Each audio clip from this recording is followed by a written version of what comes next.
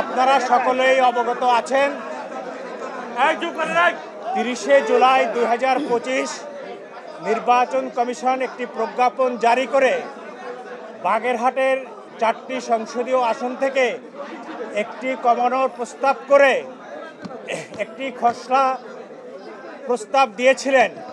সেই প্রস্তাবের উপরে বাগেরহাটের থেকে ব্যাপক পরিমাণ আপত্তি পড়েছিল। মোট 43টি আবেদনের উপর শুনানি করে নির্বাচন কমিশন বাগেরহাটের তিনটি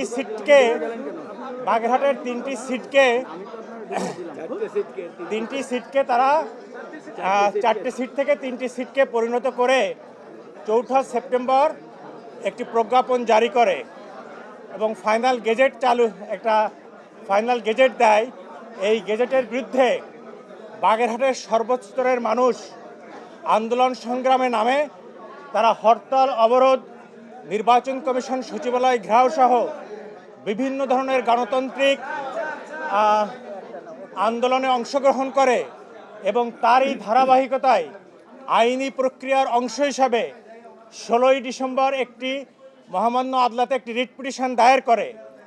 এই রিট পিটিশনের উপর 16ই সেপ্টেম্বর এই রিট পিটিশনের উপর প্রাথমিক শুনানি শেষে আদালত একটি রুল জারি করে। এই রুলের উপরে হাইকোর্ট ডিভিশন দীর্ঘ 7 দিন শুনানি হয়।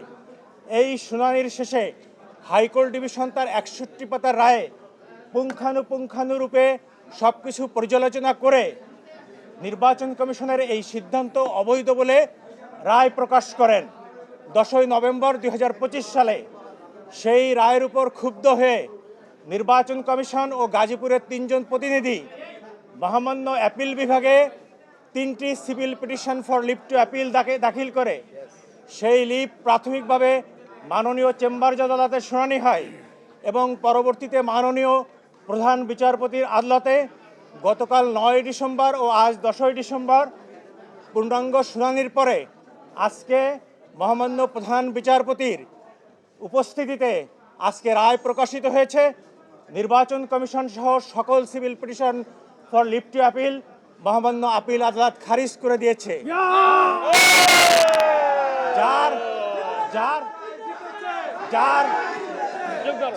যার ফলাফল এই যে নির্বাচন কমিশনের 4 সেপ্টেম্বরে যে গেজেট প্রকাশিত হয়েছিল, সেই গেজেট বাগেরহাট ও গাজীপুরের অংশ সম্পূর্ণ অবৈধভাবে ঘোষণা হলো এবং সাথে সাথে আদালত বাগেরহাটের 4টি সংসদীয় আসন অর্থাৎ ফকিরহাট, মোল্লারহাট, চিতলমারি নিয়ে বাগেরহাট 1, বাগেরহাট সদর, কচুয়া নিয়ে বাগেরহাট 2, রামপাল, মোংলা নিয়ে বাগেরহাট 3, শরণখোলা আর মোরেলগঞ্জ নিয়ে বাগেরহাট 4 সংসদীয় আসন আজ থেকে এই মুহূর্ত থেকে পুনর্বহাল হলো।